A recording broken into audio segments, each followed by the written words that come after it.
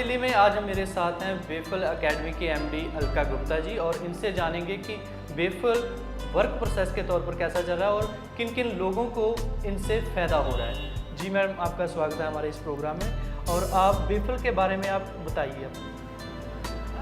अमरिंदर जी, सबसे पहले I think मुझे अगर मैं ये आपको बताऊं कि बेफल क्या करता है और किस किस जगह हमारा जो काम है वो चल रहा है, उससे पहले ये जानना बहुत ज़रूरी है कि बेफल की शुरुआत आखिर हुई ही क्यों। ये आप समझ लीजिए, ये मेरा लगभग 25 साल पुराना सपना था जो पिछले 11 साल से बेफल एस्टेब्लिश हुआ, 11 साल पहले, और मेरा ये सपना आज सच होता हुआ दिख रहा है। मेरी माँ एक इंग्लिश ट्रेनर थी और जब वो लोगों को सिखाती थी और जिस भावना से लोग आते थे, वो इतने डरे सहमे अपने आप को महसूस करते थे और वो बहुत ही कॉम्प्लेक्स मतलब फील करते थे, इन्फीरियरिटी कॉम्प्लेक्स। तो माँ के साथ काम करती रही मैं 17 साल की उम्र से, और जब मैं दिल्ली में हॉस्टल में रह रही थी अपनी पढ़ाई के दौरान, तो उस समय मुझे ऐसे कई लोग मिले, कई लड़कियाँ मिली जो इंटेलिजेंट थी, लेकिन क्योंकि उनको इंग्लिश नहीं आती थी तो इंग्लिश बोलने वाली लड़कियाँ उनका मजाक बनाती थी और कई बार वो इतनी फ्रस्ट्रेट हो जाती थी कि वो पढ़ाई लिखाई छोड़ देती थी। ये मेरे सामने 2-3 वाक़ये इस तरह के हुए। फिर उसके बाद क्योंकि मेरे हस्बैंड एक पायलट हैं, इंडियन एयरफोर्स में पायलट हैं, तो मैं उनके साथ जोधपुर, दिल्ली, जम्मू कश्मीर हर जगह 1-2 साल से जाती रही। और वहाँ भी मैंने देखा कि इस लैंग्वेज की में महारत ना होने की वजह से बहुत सारे लोग जो बहुत कुछ ज़िंदगी में कर सकते हैं, अपना करियर बना सकते हैं, वो कहीं 12वीं के बाद उनके सपने एकदम धूमिल हो जाते हैं। तो मैं उनकी मदद करती रही व्यक्तिगत तौर पे। मैंने कभी इस काम के लिए किसी से भी कोई पैसा नहीं लिया, क्योंकि मुझे कभी नहीं लगा इस काम के लिए पैसा लेने की ज़रूरत है। लेकिन जब मुझे लगा कि अगर मुझे ज़्यादा से ज़्यादा लोगों तक पहुंचना है तो शायद मुझे फ़ी जिसको कहते हैं वो चार्ज करनी पड़ेगी। तो 2001 में मैंने अपना एक छोटे से कमरे से शुरुआत की और छोटी मोटी फ़ीस हम चार्ज करने लगे। लेकिन ये इतना पॉपुलर हो गया हमारा सिखाने का, इंग्लिश सिखाने का पैटर्न, तो फिर और बड़ी होती गई संस्था। एक ही साल के अंदर हमारे 2 सेंटर खुले, फिर दूसरे साल में 3, और आज देश भर में हमारे लगभग 66 सेंटर्स हैं। और इससे हम लगातार अपने समाज को, अपनी सोसाइटी को, जिससे हम इतना रिसीव करते हैं, उनके लिए हम कुछ कर पा रहे हैं।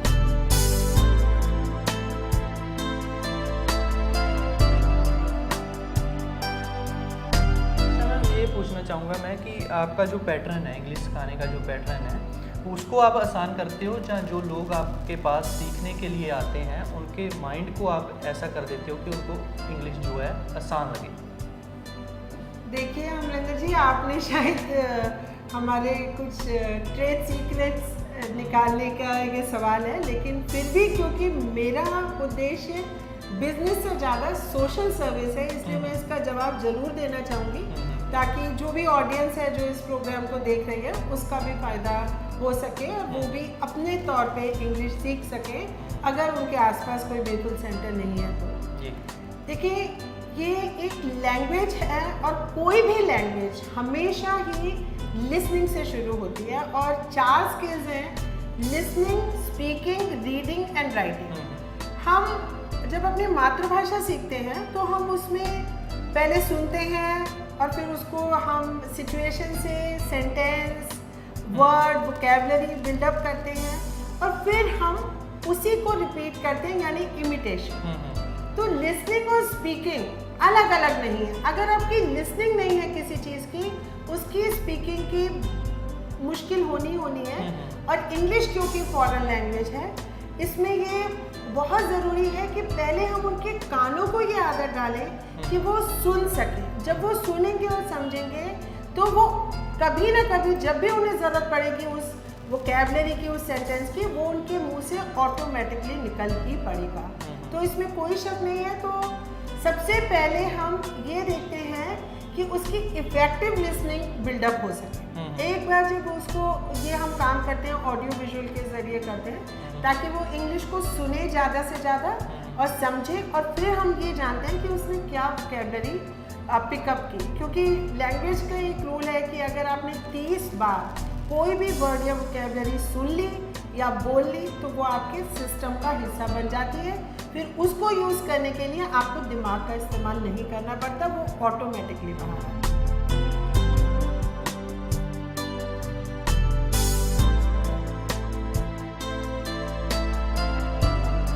जो स्टूडेंट आपके पास आते हैं वो इंग्लिश किस लिए सीखना चाहते हैं? मतलब एक तो होता है कि पर्सनैलिटी के लिए और दूसरा रोज़गार के लिए, और जहाँ कह लीजिए कि माहौल ऐसा है तो उसमें वो फिट बैठना चाहते हैं।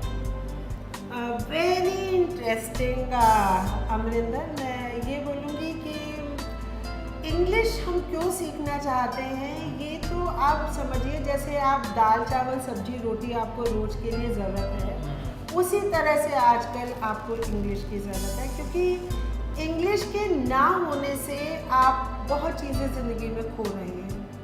आप वो नॉलेज और इन्फॉर्मेशन नहीं ले सकते हैं जो अवेलेबल है नेट के ज़रिए, बुक्स के ज़रिए, मैगजीन्स के ज़रिए, उससे आप वंचित हो जाते हैं। You are deprived of that knowledge. दूसरे, आप इतनी मतलब एक लेवल के बाद आप ग्रो नहीं कर पाते, क्योंकि उस जिस लेवल पे आप पहुंचना चाहते हैं उस लेवल पे आपको शायद इंग्लिश के बिना काम ही ना चले। तो इंग्लिश तो कुछ ऐसी चीज़ है जैसे कि सब्जी में नमक, आप कोई भी सब्जी खाएं उसमें नमक तो आप डालेंगे ही डालेंगे।